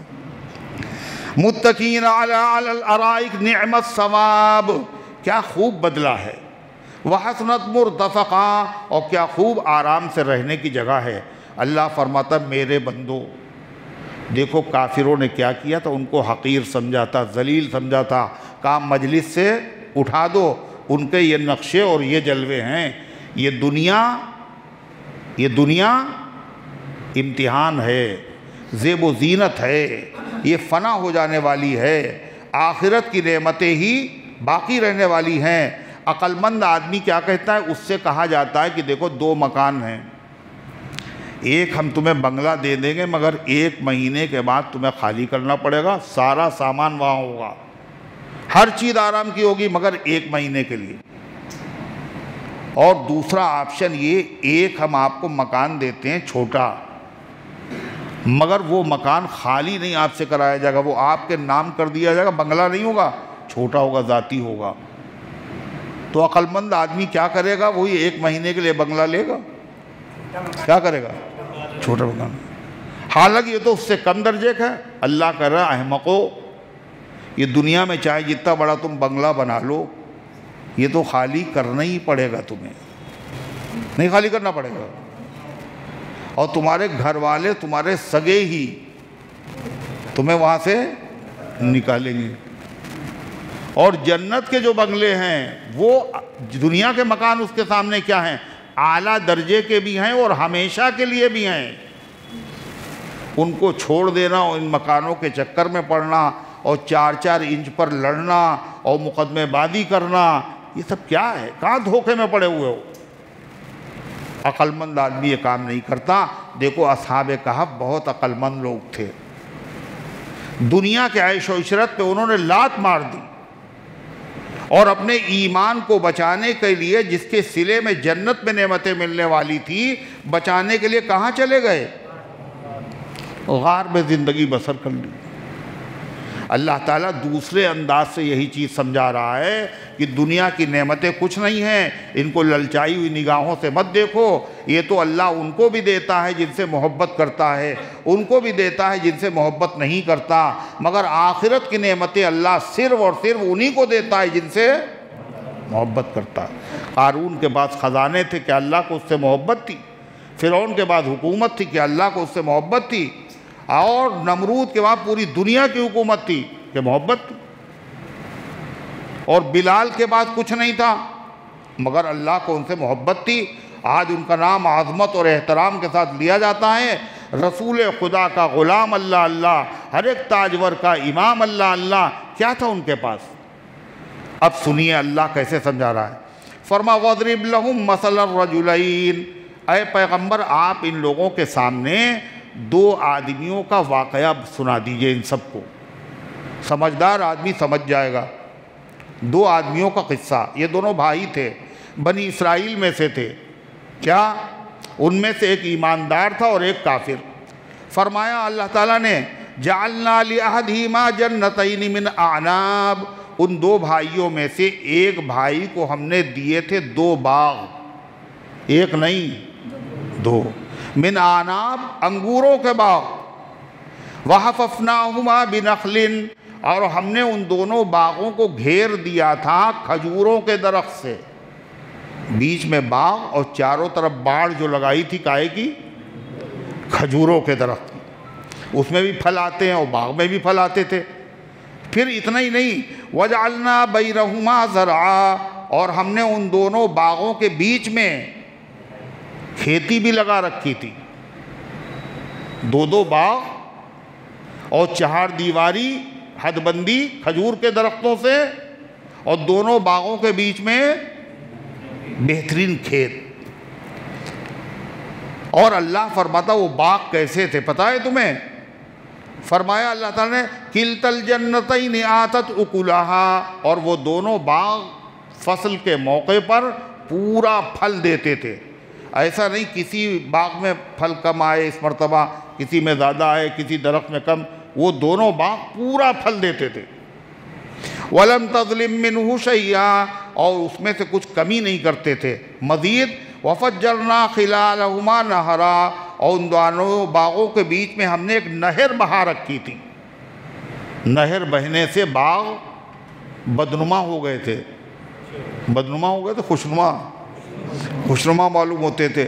اور اس کے علاوہ اگر پانی نہ بھی برسے، جب بھی ان نہروں سے وہ ہرے بھرے رہتے تھے۔ وَقَانَ لَهُ ثَمَرٌ، اللہ کہتا ہے یہ تو ہم نے اسے دیا تھا، اس کے علاوہ ہم نے اسے کیا دیا تھا پتہ ہے؟ ثمرٌ، اور بھی طرح طرح کے مال و دولت کے خزانے دیے تھے، سونا چاندی ہیرے جواہرات، غرضے کی سب کچھ اس کے پاس تھا، مگر یہ آدمی مومن نہیں تھا۔ فقال لصاحبه وهو يحاوره انا اكثر منك مالا واعز نفرا، تو ایک دن وہ کافر باغ والا اپنے ساتھی سے، ایمان والے سگے بھائی سے کہنے لگا، اس سے بات چیت کر رہا تھا، انا اکثر منک مالا واعز نفرا، میں تم سے مال میں بھی زیادہ ہوں اور لشکر اور جماعت میں بھی تم سے بڑھا ہوا ہوں۔ اس کا مطلب سمجھے؟ تم کہتے ہو ہم دین حق پر ہیں، اور ہم کہتے ہیں ہمارا دین اچھا ہے۔ اگر ہمارا دین اچھا نہ ہوتا تو اللہ نے یہ نعمتیں ہمیں نہ دی ہوتی اور تمہیں پھٹیچر نہ رکھا ہوتا۔ یہ کہا اس نے، انا اعز منک مالا انا اکثر منک مالا واعز نفرا، میں تم سے مال میں بھی زیادہ ہوں، جماعت میں بھی زیادہ ہوں۔ آج کل لوگ اسی پہ پھولتے ہیں، مال بھی زیادہ ہمارے پاس ہے، گاڑیاں شان و شوکت ہمارے پاس ہیں۔ وَدَخَلَ جَنَّتَهُ وَهُوَ ظَالِمٌ لِنَفْسِهِ، یہ کہتے ہوئے وہ اپنے باغ میں داخل ہوا اور وہ اپنے اوپر ظلم کر رہا تھا، یعنی کفر کر رہا تھا، کفریہ کلمے بک رہا تھا، مال کے محبت میں اتنا مست تھا۔ کیا کہا اس نے؟ مَا أَظُنُّ أَن تَبِيدَ هَٰذِهِ أَبَدًا، میں یہ سمجھتا ہوں یہ میرا باغ کبھی برباد نہیں ہوگا۔ اتنا بڑھیا ہے، موقع پہ ہے، ایسی حفاظت میں نے اس باغ کی کر رکھی ہے، یہ کبھی ضائع اور برباد نہیں ہوگا۔ اور کیا کہا اس نے؟ وَمَا أَظُنُّ السَّاعَةَ قَائِمًا، اور میں یہ سمجھتا ہوں کہ قیامت کبھی نہیں آئے گی۔ تم کہتے ہو قیامت آئے گی، ارے مٹی میں مر کے مل جائیں گے، باغ میرا سلامت رہے گا، اور مٹی میں ہم اگر مل گئے دوبارہ زندہ کچھ نہیں کیے جائیں گے، قیامت نہیں آئے گی۔ اور اگر آئی تو جیسے اللہ نے مجھے یہاں اتنا دیا ہے تم سے زیادہ وہاں بھی دے گا۔ اس لیے اللہ ہمیں پیار کرتا ہے، اگر پیار نہ کرتا ہوتا دوستوں کو نوازا جاتا ہے، دشمنوں کو نوازا نہیں جاتا، یہاں نوازا وہاں بھی نوازا۔ کیا کہا؟ وَلَئِن رُدِدتُّ إِلَىٰ رَبِّي لَأَجِدَنَّ خَيْرًا مِّنْهَا مُنْقَلَبًا، اور اگر مجھے لوٹایا گیا یعنی دوبارہ زندہ کیا بھی گیا تو میں پاؤں گا تم سے بہتر وہاں پہنچ کر یہاں سے بہتر وہاں ملے گا۔ تو اس بیچارے مومن نے کیا کہا؟ اس نے کہا وَقَالَ لَهُ صَاحِبُهُ وَهُوَ يُحَاوِرُهُ، اور کہا اس کے ساتھی نے اور وہ اس کو جواب دے رہا تھا، میاں اتنی جلدی اڑنے لگے، یہ جتنی نعمتیں ہیں یہ تمہاری ذاتی نہیں ہے، سب اللہ کی دی ہوئی ہیں، اور وہ اگر چاہے اس کی حفاظت پہ ناز کر رہے ہو، تدبیروں پہ ناز کر رہے ہو، چاہے تو ایک لمحے میں برباد کر دے۔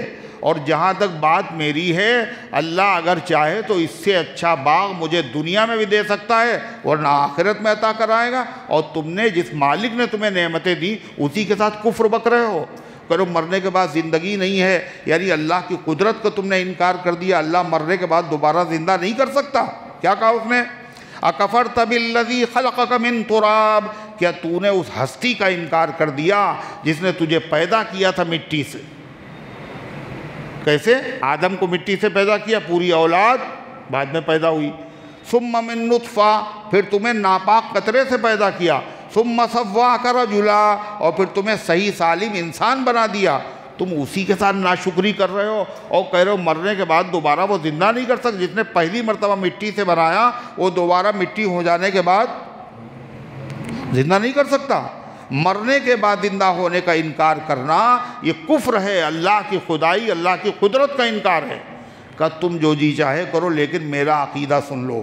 مومن نے کہا لَكِنَّهُ اللَّهُ رَبِّي، لیکن اللہ میرا رب ہے، اللہ تعالیٰ جو ہے میرا رب ہے۔ وَلَا أُشْرِكُ بِهِ أَحَدًا، اور میں اپنے رب کے ساتھ کسی کو شریک نہیں کرتا، نہیں کروں گا۔ اور دیکھو ناز نہ کرو، تمہیں چاہیے تھا اس خدا کے دیے ہوئے باغ پر شکر ادا کرتے، جب یہاں آتے تو اللہ کو یاد کرتے، مگر تم نے کفر بکنا شروع کر دیا۔ کیا کہا؟ وَلَوْلَا إِذْ دَخَلْتَ جَنَّتَكَ قُلْتَ مَا شَاءَ اللَّهُ، اور ایسا کیوں نہیں کیا تم نے جب اس باغ میں داخل ہوئے تھے تو تمہیں کہنا چاہیے تھا ما شاء اللہ، جو اللہ نے چاہا وہ ہوا، اللہ نے مجھے دیا ہے، اللہ کا جو چاہتا وہ ہوتا ہے۔ لا قوت الا باللہ، اور کسی کے پاس کوئی طاقت نہیں ہے اللہ کی مدد کے بغیر۔ اللہ کی جب تک مدد ہے جب تک سب ہے، اور مدد ہٹ گئی تو کوئی کچھ نہیں ہے۔ یہ کہا ہوتا۔ معلوم یہ ہوا کہ کسی چیز کو جب آدمی کو کوئی چیز اچھی لگے، چاہے اپنی اولاد، چاہے اپنا مال، چاہے اپنا باغ، چاہے اپنی دکان، جب کوئی چیز اچھی لگے تو مسلمان کو کیا کہنا چاہیے؟ ماشاء اللہ لا قوت الا باللہ۔ اگر وہ یہ کہے گا تو مال محفوظ رہے گا، وہ اولاد محفوظ رہے گی، اور اس کو نظر بھی نہیں لگے گی۔ حاجی فقیر محمد صاحب جو رئیس گزرے ہیں، ان کی بلڈنگ میں دیکھیے آپ، جگہ جگہ یہی لکھا ہوا ہے ماشاء اللہ لا قوت الا باللہ۔ کیوں لکھا ہے؟ ان کا امام اہل سنت سے تعلق تھا، انہوں نے کہا ہم کچھ لکھوانا چاہتے ہیں، تو لوگ کیا لکھتے ہیں؟ ھذا من فضلی ربی، یہ میرے رب کا فضل ہے۔ کسی نے کہا شیطان ایک مکان کے آگے بیٹھا رو رہا تھا، تو لوگوں نے کہا بھائی کیوں رو رہے ہو؟ کہنے لگا افسوس یہ ہے کہ چوری ہم نے کرائی، رشوت ہم نے دلوائی، سود ہم نے کموایا، اس سے جب بلڈنگ تیار ہوئی تو میرا کہیں نام نہیں لکھ رہا ہے ھذا من فضلی، لکھے پڑھو۔ تو امام اولا تو لکھنے کی ضرورت نہیں، کہا اگر لکھنا تو یہ لکھو۔ میں نے پڑھا امام مالک رحمۃ اللہ علیہ نے اپنے مکان کے دروازے پہ یہی لکھوا رکھا تھا، کیا؟ ما شاء اللہ لا قوت الا باللہ، ان ترنی انا اقل منک مالا وولدا۔ پھر اس نے کہا اگر تم مجھے دیکھ رہے ہو ہم تم سے کم ہیں مال کے اعتبار سے، اولاد کے اعتبار سے، مگر پتہ ہے تمہیں ہمارا مالک بہت بڑا ہے۔ عسى ربی ان یؤتینی خیرا من جنتک ویرسل علی حسبانا من السماء، مجھے اپنے رب سے امید ہے کہ اللہ مجھے اس سے اچھا باغ اسی دنیا میں ورنہ آخرت میں تو دے گا ہی دے گا۔ اور اپنے باغ پہ ناز نہ کرو، ہمیں لگتا ہے تم نے کفر کیا ہے اور غرور و تکبر کیا ہے، لہذا یہ تمہارا باغ بھی سلامت نہ رہے گا۔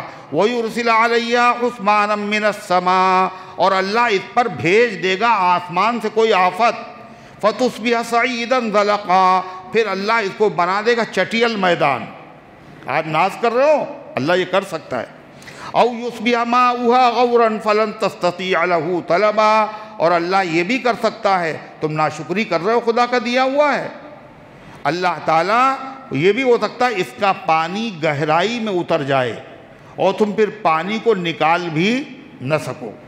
جیسا کہا تھا اس نے، اللہ نے ویسے ہی کر دیا۔ اللہ کا ولی تھا، دل توڑا تھا اس کا، کیا ہوا؟ وَأُحِيطَ بِثَمَرِهِ فَأَصْبَحَ يُقَلِّبُ كَفَّيْهِ عَلَى مَا أَنفَقَ فِيهَا، اس کے باغ کو آسمانی آفت نے، مصیبت نے گھیر لیا۔ آگ تھی، یہ پتھر برسے، یہ کوئی اور مصیبت آئی تو کیا ہوا؟ پورا باغ برباد ہو گیا۔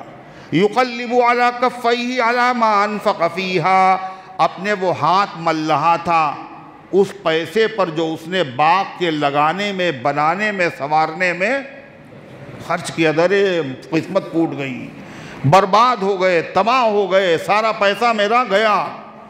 اور کیا بولا وہ؟ اب اس کو وہ کیا؟ وَهِيَ خَاوِيَةٌ عَلَىٰ عُرُوشِهَا، اور وہ باغ پورا گرا ہوا تھا۔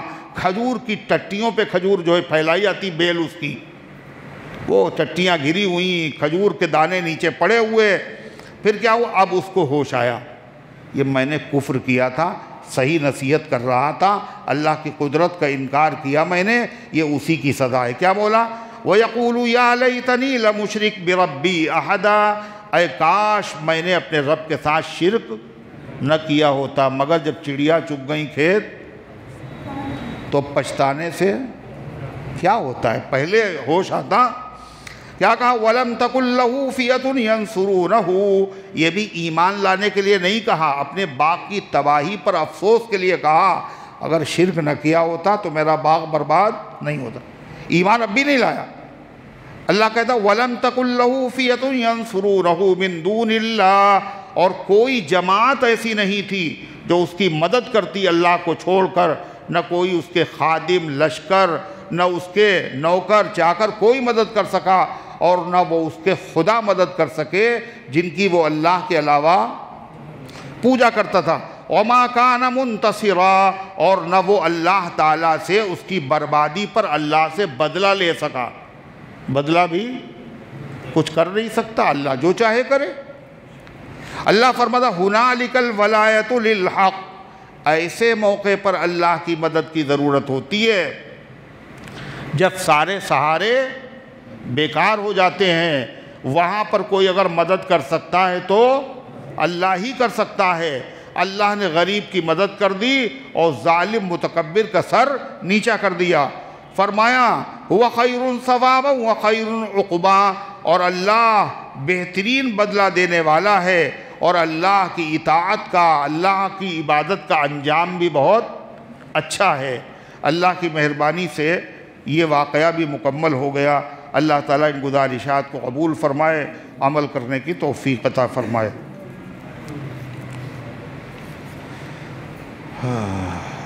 آج کل عاصف حسین کاروبار کے سلسلے میں بہت پریشان ہیں، اللہ ان کی پریشانی کو دور فرمائے۔ اولاد کے لیے، گھر کے لیے دعا کر دیے، اللہ نیک صالح اولاد عطا فرمائے، اللہ تعالیٰ کشادہ گھر عطا فرمائے۔ وضو کے درمیان میں، وضو کے درمیان میں، درمیان کا مطلب، درمیان کا مطلب بیچ کا مطلب، وضو میں 4 فرض ہیں۔ کون کون؟ ارے وضو میں 4 فرض کون کون سے ہیں؟ سبحان اللہ، سبحان اللہ۔ 4 فرض۔ پہلا فرض چہرہ دھونا، فرض پوچھنے، سنت نہیں پوچھ رہے ہیں، چہرہ دھونا۔ دوسرا کونیوں سمیت ہاتھ دھونا، یہ 2 ہو گئے، 2 بچے اب۔ کون کون؟ سر کا مسا اور پیر۔ تو اس کے بیچ میں، یعنی چہرہ دھونے اور ہاتھ دھونے کے بعد اور مسا کرنے اور پیر دھونے سے پہلے دعا پڑھو، اللہم اغفر لی، اور اللہم اغفر لی ذنبی وبارک لی فی رزقی ووسع لی فی داری۔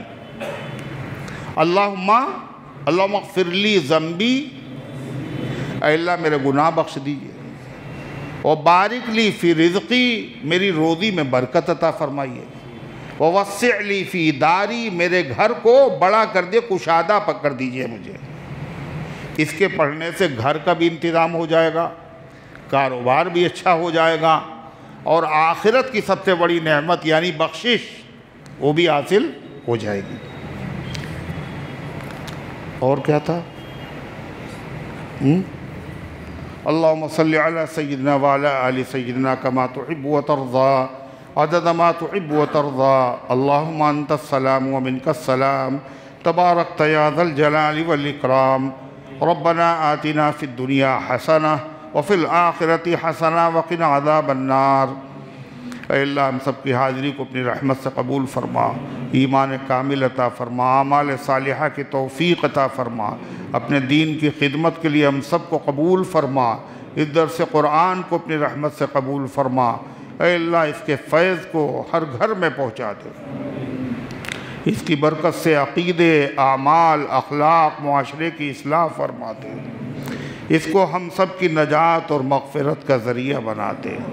جو آئے ہیں اللہ ان کو اپنی رحمت سے نواز دے، جو نہیں آئے اللہ اپنی کتاب سے محبت ان کے دلوں میں پیدا فرما دے، سارے عالم میں ہدایت کی ہواؤں کو چلا دے۔